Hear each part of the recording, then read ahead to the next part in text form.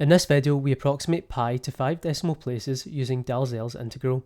The integral was first published in the Journal of the London Mathematical Society in 1944 by D.P. Dalzell. So, we begin with the integral from 0 to 1 of x raised to the 4th power multiplied by 1 minus x all raised to the 4th power divided by 1 plus x squared dx. We begin by expanding the numerator using the binomial theorem. The steps are shown here. Make sure to confirm these yourself. This allows us to rewrite our integral as the following. The integral from 0 to 1 of x raised to the 4th power minus 4 multiplied by x raised to the 5th power plus 6x raised to the 6th power minus 4x raised to the 7th power plus x raised to the 8th power divided by 1 plus x squared dx. Now, we shall use long division to simplify our integral as follows.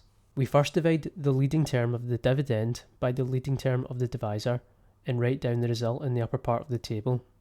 We then multiply the result x raised to the 6th power by the divisor, yielding x raised to the 8th power plus x raised to the 6th power. We finally subtract the dividend from the obtained result, that is, x raised to the 8th power minus 4x raised to the 7th power plus 6x raised to the 6th power minus 4x raised to the 5th power plus x raised to the 4th power minus x raised to the 8th power plus x raised to the 6th power, resulting in minus 4x raised to the 7th power plus 5x raised to the 6th power minus 4x raised to the 5th power plus x raised to the 4th power. We repeat this process for successive terms, continuing until the degree of the remainder is less than the degree of the divisor.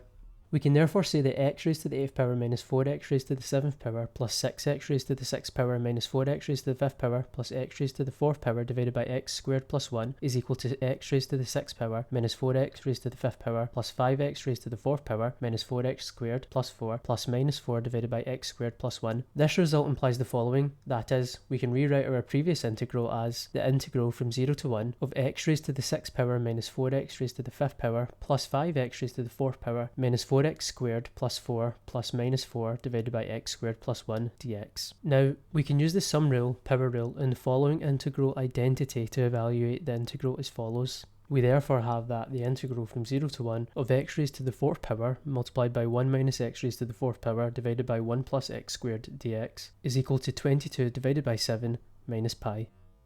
Notice that the integrand is always greater than 0.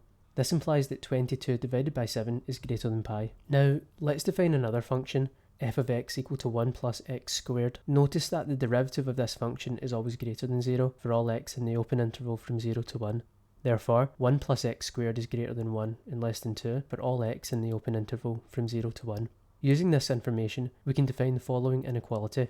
From this inequality, and our previous information, we also know that evaluating the integral on the left-hand side using the same techniques as before, we have the following.